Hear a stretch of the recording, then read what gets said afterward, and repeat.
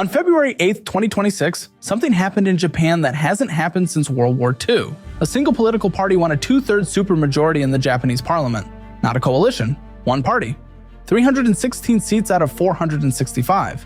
The woman who pulled it off is Sanae Takaichi, Japan's first female prime minister. She plays drums in a heavy metal band. She rides motorcycles. She has 2.6 million followers on X. Forbes ranked her the third most powerful woman on earth.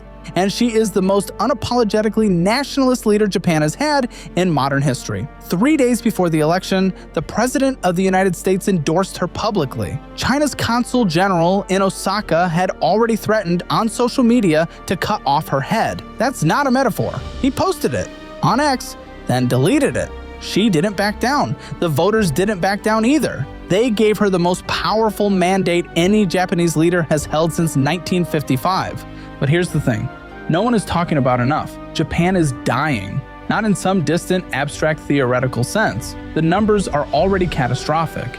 In 2024 alone, Japan's population shrank by over 900,000 people. Their fertility rate hit 1.15, the lowest ever recorded. Almost a third of the population is over 65. The national debt is 237% of GDP, the worst of any developed nation on the planet. And the woman who just won the most decisive election in Japanese history, her plan is to spend even more. Much, much more. So what is actually happening in Japan? Why did 67% of the parliament just hand unchecked power to one leader? And what happens when a shrinking, aging, indebted nation decides it's time to rearm? This is the story of how Japan changed forever. To understand why Japan just made the decision it made, you first need to understand the crisis underneath everything else. Not the politics, not the China standoff, the math. Japan's population peaked at 128 million in 2008. Since then, it has been falling every single year. As of January 2026, it's around 123.4 million. That's a loss of roughly 4.6 million people in less than 2 decades.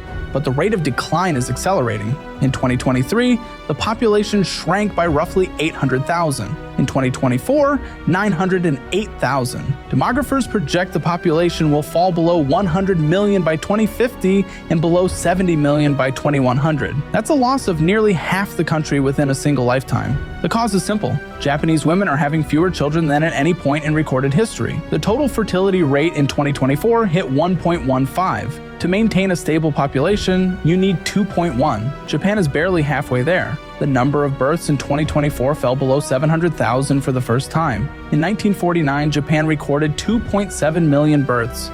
That's a 74% collapse. And the population isn't just shrinking, it's aging at a speed that has no historical precedent. Nearly 30% of Japan's population is over 65. The median age is 49.9 years, the second highest in the world, behind only Monaco. By contrast, the median age in the United States is 38.9. In India, it's 29.8.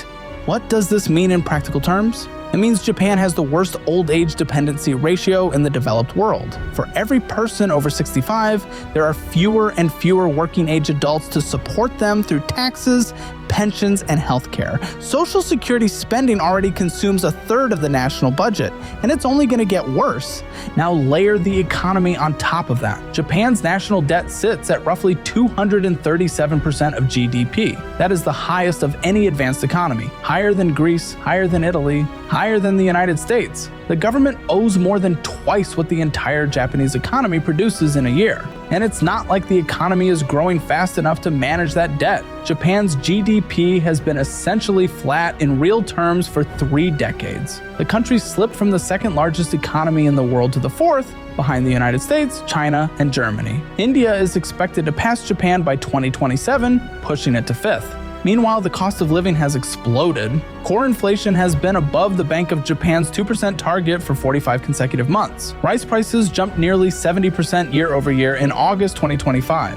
The yen has weakened dramatically against the dollar, hitting 159 to the dollar in January 2026. That makes every import more expensive. Food, energy, raw materials. And Japan imports almost everything. Real wages, meaning what workers actually take home after inflation, have been falling for most of the past 3 years. Even after the biggest wage increases in 33 years from the spring labor negotiations, inflation ate it all. Workers are earning more on paper and buying less in reality. So this is the Japan that went to the polls on February 8th. A country that is shrinking, aging, stagnating, and increasingly afraid of its own decline, afraid of what's happening across the East China Sea, and desperate for someone who says they can fix it. Enter Sanae Takaichi. Sanae Takaichi is not what most people picture when they think of a Japanese prime minister. Most Japanese prime ministers come from political dynasties. Their fathers were prime ministers, or governors, or diet members. They attend the elite universities in Tokyo. They rise through the bureaucracy. They govern through consensus and caution. They are, almost without exception, men. Takaichi is none of those things. Born in 1961 in Nara Prefecture, her father worked for a Toyota-affiliated auto parts company. Her mother was a police officer. When she told her parents she wanted to go to university in Tokyo, they refused, because she was a woman. So she commuted 6 hours a day by train to Kobe University and paid her own tuition through part-time work. At university, she played drums in a heavy metal band. Her favorite bands include Deep Purple and Iron Maiden. She still drums today. Viral clips of her playing K-pop songs during the campaign racked up millions of views. She's a certified sommelier. She holds ranks in judo and karate, and she drove the same 1991 Toyota Supra for 20 years. It's now in a museum. Before entering politics, she spent time in Washington, D.C., working as a congressional fellow for a Democratic congresswoman. Then she came back to Japan and became a television presenter. She won her first seat in parliament in 1993 as an independent and joined the Liberal Democratic Party 3 years later. She's won 10 consecutive elections since. She became a disciple of Shinzo Abe, Japan's longest-serving prime minister, who was assassinated in 2022. Abe was the architect of modern Japanese conservatism: stronger military, closer ties with Washington, a more assertive Japan on the world stage. When Abe was killed, his movement was left without a leader. Takaichi stepped into that void. She ran for LDP president 3 times. She finished third in 2021. She lost in a heartbreaking runoff in 2024, and on October 5th, 2025, she finally won, defeating Shinjiro Koizumi, the son of a former prime minister, to become LDP president and, 16 days later, Japan's first female prime minister. She openly models herself on Margaret Thatcher. She wears blue suits in tribute. Japanese media calls her the Iron Lady. Forbes agrees. They ranked her the 3rd most powerful woman in the world in 2025, behind only European Commission President Ursula von der Leyen and ECB President Christine Lagarde. But here is the paradox that makes Takaichi so difficult to categorize. She shattered the highest glass ceiling in Japanese politics. In a country ranked 118th out of 148 nations in gender equality, the worst in the G7. And she did it not by championing women's rights, but by being more hawkish, more nationalist, and more uncompromising than any of the men she was running against. She opposes same-sex marriage. She opposes allowing married couples to keep separate surnames. She opposes female succession to the imperial throne. Her cabinet includes only 2 women. She is a member of Nippon Kaigi, an ultra-conservative organization that advocates for historical revisionism. She visits the Yasukuni Shrine, which is controversial across East Asia for honoring convicted war criminals among its war dead. And Japanese voters, especially young Japanese voters, love her for it. This subject matter can be hard to digest, but for most Americans, their personal financial situation is the hardest subject to approach and manage. But with the DollarWise budgeting app, you can finally take control. And since there's a free trial, you can see for yourself. Get a full picture, automate your budget, get powerful insights, and set real goals that change your life. Stop with the overcomplicated budgeting apps like YNAB that no one can figure out. No more being told what to do with Ramsey's Every Dollar. End up being sold a mortgage with Rocket Money, and don't let private equity own you with Monarch. Take the change you need with a budgeting app that was built for people like you, by people like you. Go to dollarwise.app or click the link below to start your free trial. Polls before the election showed her personal approval exceeding 80% among voters under 30. Her handbag sold out. Her pink pen sold out. Her favorite snack sold out. The phenomenon has a name: Sanamania.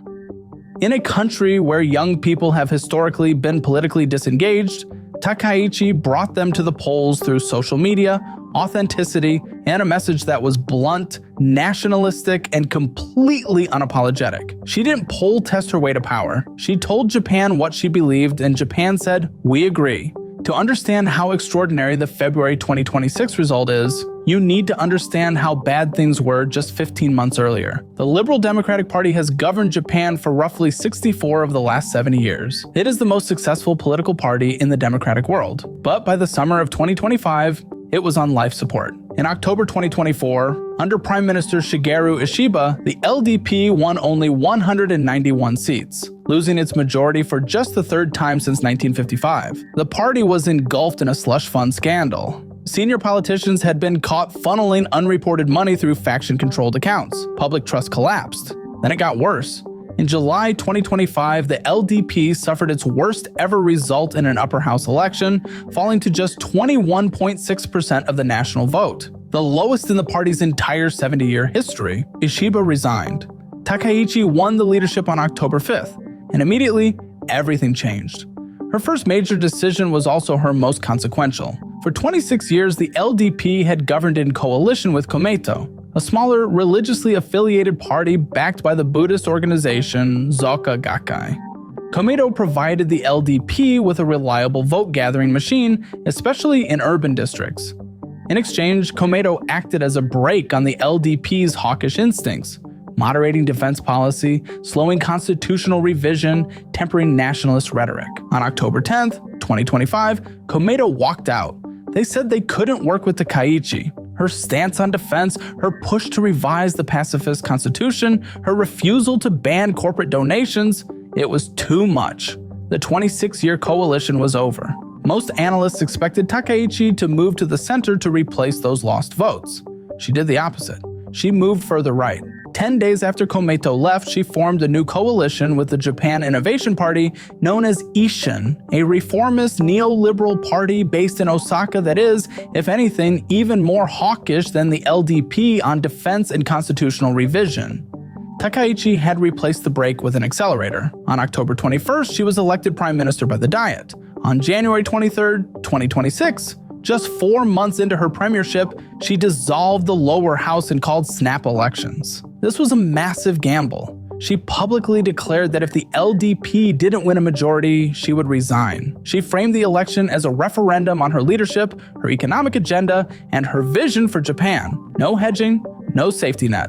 Her opposition tried to counter. Komeito merged with the Constitutional Democratic Party to form the Centrist Reform Alliance, a big tent anti-Takaichi front. It was supposed to consolidate the moderate vote and deny her a majority. It didn't work. On election night, despite heavy snowstorms that closed polling stations and suppressed turnout in some areas, the LDP crossed the majority threshold within 2 hours of polls closing. By the end of the night, Takaichi's LDP had won 316 seats. With Ishin, the coalition reached approximately 352. The Centrist Reform Alliance was annihilated, losing more than half its seats. To put that in perspective, the previous LDP record under the current electoral system was 294 seats, set by Shinzo Abe in 2012. The all-time party record was 300 seats under Nakasone in 1986 when the chamber was larger. Takaichi obliterated both. She took a party at its lowest point in 70 years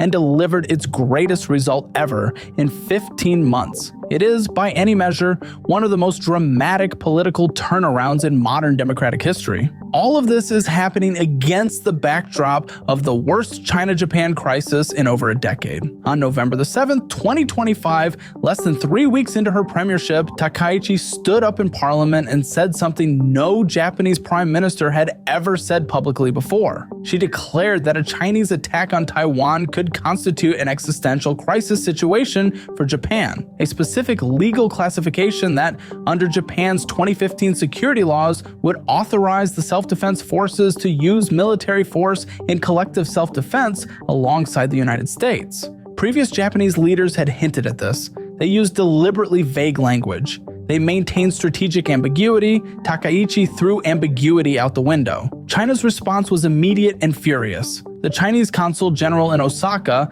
a diplomat named Yue Jian, posted a message on X that referenced cutting off a neck. Japan formally protested.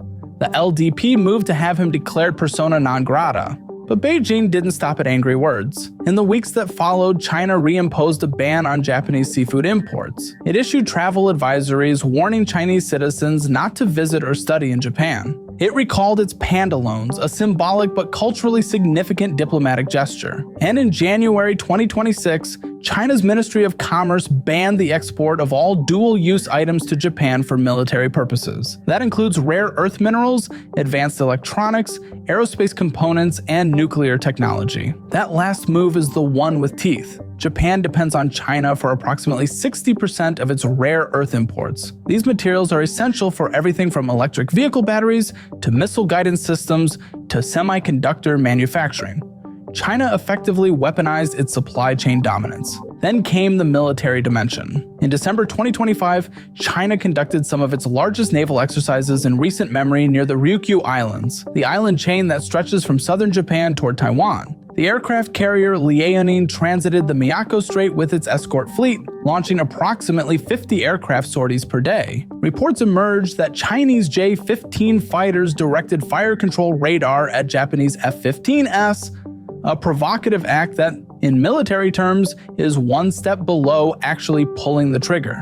Japan responded by accelerating its own military buildup. Takaichi moved the 2% of GDP defense spending target forward from 2027 to 2026. Japan purchased 400 Tomahawk cruise missiles from the United States. It deployed upgraded Type 12 surface-to-ship missiles with a range of 1,000 kilometers, enough to strike targets deep into Chinese coastal territory. It established a new Joint Operations Command to coordinate all branches of the self-defense forces. For context, Japan maintained an informal cap on defense spending at 1% of GDP from 1976 until recently. That cap held for nearly 5 decades. Now, defense spending has nearly doubled in just 4 years, from 5.4 trillion yen in fiscal 2022 to 9 trillion in fiscal 2026. The 5-year defense buildup plan commits 43 trillion yen, approximately $275 billion. And here's what should concern everyone. This isn't controversial in Japan anymore. 2/3 of all candidates in the February election, across party lines, supported strengthening defense capabilities. No party advocated cutting the defense budget. For a country that defined itself by pacifism for nearly 80 years, this is a seismic shift. The debate in Japan is no longer whether to rearm, it's how fast. Takaichi calls her economic program Sanaenomics. It's a deliberate echo of Abenomics, the three-pronged strategy of monetary easing, fiscal stimulus, and structural reform that defined Shinzo Abe's economic legacy. Take a moment and get some free, easy money. With a Chime checking account and my link, you can get $350 when you set up direct deposit and pair that with a nation-leading high-yield savings rate. There's literally no reason not to sign up right now. Chime.com/Caleb or link in the description below. But Sanaenomics is Abenomics on steroids, designed for a darker era. The centerpiece is massive government spending. The fiscal 2026 budget is 122.3 trillion yen, about $783 billion. That's a 6.2% increase over the previous year, a record again. The spending is targeted at strategic sectors she considers vital for national survival: semiconductors, artificial intelligence, defense technology, nuclear fusion, and biotechnology. The flagship project is Rapidus, a government-backed semiconductor consortium trying to mass-produce 2-nanometer chips by 2027. The government has already poured nearly 3 trillion yen into it, with more coming. But the policy that won her the election is simpler. She promised to suspend the 8% consumption tax on food for 2 years. In a country where rice prices jumped 70% in a single year, that's not abstract economic policy, that's grocery bills. That's the difference between getting by and falling behind. The estimated cost of that single tax cut is 5 trillion yen per year, and it's not being offset by spending cuts elsewhere. The total stimulus package she announced was 21 trillion yen, roughly $140 billion. The money is being borrowed.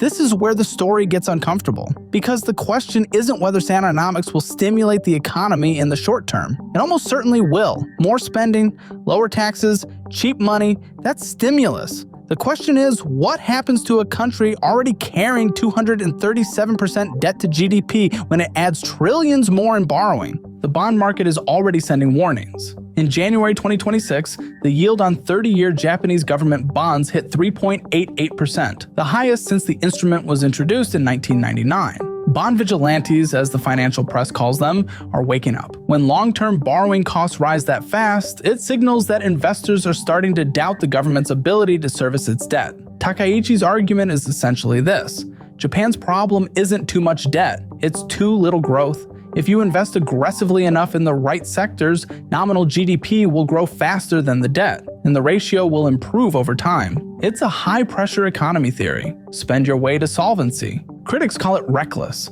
They point out that Japan has been running deficits for 3 decades, and growth never materialized at the scale needed to stabilize the debt. They note that a weakening yen makes imports more expensive, fueling the very inflation that Takaichi's tax cuts are supposed to offset. And they warn that if bond yields continue to rise, the interest payments alone could consume an ever larger share of the budget, crowding out everything else. The Nikkei stock index hit an all-time high after Takaichi's leadership win, surging 4.75% in a single day. The market is betting on growth, but the bond market is betting on risk. Both can't be right. 3 days before the election, Donald Trump posted his endorsement on Truth Social. He called Takaichi a strong, powerful, and wise leader who truly loves her country. He gave her his complete and total endorsement and announced she'd visit the White House on March 19th. That endorsement is historically unusual. American presidents almost never intervene in allied countries' domestic elections, but Trump has done it before. For Milei in Argentina, for Orban in Hungary. Takaichi now sits in that constellation of conservative leaders Trump has personally championed. The strategic logic is straightforward. Japan committed $550 billion in investment in the United States as part of a tariff deal negotiated in July 2025. In exchange, Washington reduced import tariffs on Japanese goods from 25% to 15%. Takaichi is spending on defense, reducing American burden-sharing pressure. She's confronting China, which aligns with Washington's primary strategic objective. For Trump, Takaichi is the model ally. Taiwan was equally enthusiastic. President Lai Ching-te was among the first world leaders to congratulate Takaichi, expressing hope for a more secure future in the Indo-Pacific. For Taipei, a Japanese leader willing to publicly state that a Chinese attack on Taiwan would trigger a Japanese military response is an enormous strategic asset. Beijing's reaction was the opposite. Chinese state media labeled Takaichi an ultra-nationalist who threatens regional peace. The foreign ministry issued statements warning Japan to learn from history and not pursue militarization. But there's an emerging consensus among China analysts that Beijing's strategy of pressuring Takaichi, the travel advisories, the export bans, the seafood embargo has completely backfired. It rallied the Japanese public behind her. It made confrontation popular. An analyst at the Asia Group put it bluntly: Beijing must now face the reality that she is firmly in power and that its efforts to isolate her have completely failed. What makes this moment globally significant is that Japan's shift is not happening in isolation. It fits a pattern that has accelerated over the past 3 years. Trump was re-elected in the United States, Milei won Argentina, Meloni governs Italy, Wilders leads the Netherlands, the far-right party leads in Austria, the AfD surged in Germany, Cast won Chile, a nationalist won Poland's presidency. Takaichi is part of a global realignment toward nationalism, sovereignty, and assertive conservative governance. But Japan's version carries unique weight. This is the world's 4th largest economy. This is a nation that maintained a pacifist constitution for nearly 80 years. This is a country that, within living memory, fought a world war that killed millions across Asia. When Japan rethinks its relationship with military power, the entire region feels it. With 316 seats, Takaichi now holds the power to override the upper house on virtually any legislation. She holds the power to initiate amendments to Japan's constitution for the first time since it was written in 1947. That constitution, specifically Article 9, renounces war as a sovereign right and prohibits the maintenance of war potential. It has defined Japan for 79 years. It is the reason Japan has self-defense forces instead of a military. It is the reason Japan cannot legally wage offensive war. And for the first time in history, a political leader has both the votes and the stated intention to change it. Any constitutional amendment still requires a national referendum. The Japanese people would need to vote yes. That is a high bar, but the political barrier, getting 2/3 of the Diet to agree, has never been cleared before. Takaichi has cleared it. Her coalition partner, Ishin, wants to go even further. They want to rename the Self-Defense Forces to a National Defense Force and open discussions about deploying American nuclear weapons on Japanese soil. There are 3 scenarios for what happens next, and none of them are comfortable. The stimulus generates enough growth to stabilize the debt.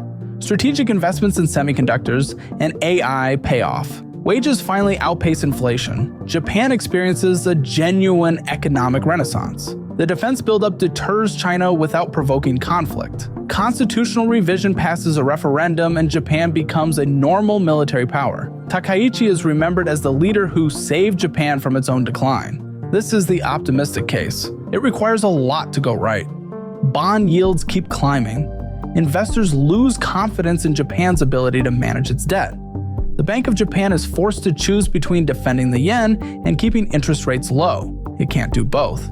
A fiscal crisis triggers a currency crisis. Inflation spirals. The very households Takaichi promised to help are crushed under the weight of a collapsing yen and soaring import costs. Japan's economic position deteriorates from stagnation to crisis. This is the nightmare scenario, and the bond market is already flashing warnings. Neither Tokyo nor Beijing backs down. Military provocations continue to escalate. A Chinese aircraft locks weapons radar on a Japanese fighter again. A Japanese submarine and a Chinese destroyer have a near miss in contested waters. An accident becomes an incident. An incident becomes a crisis. And a crisis, between a rearming Japan backed by the United States and a nuclear-armed China with the world's largest navy, becomes the most dangerous confrontation since the Cuban Missile Crisis. This is the scenario that keeps defense planners up at night. Here's the fundamental tension at the heart of everything happening in Japan right now. The country is shrinking. Fewer babies are being born each year than at any point in modern history. The population is aging at a rate that will overwhelm the pension system, the healthcare system, and the tax base. The debt is already the worst in the developed world, and the new government's plan is to borrow more. And at the same time, the most powerful leader in Japanese history is rearming the country, rewriting its constitution, confronting its largest neighbor, and betting that the path to survival runs through strength, not caution. Japan spent 80 years building an identity around peace. In one election, that identity changed. The question now isn't whether Japan is changing, it's whether the world is ready for what Japan is becoming.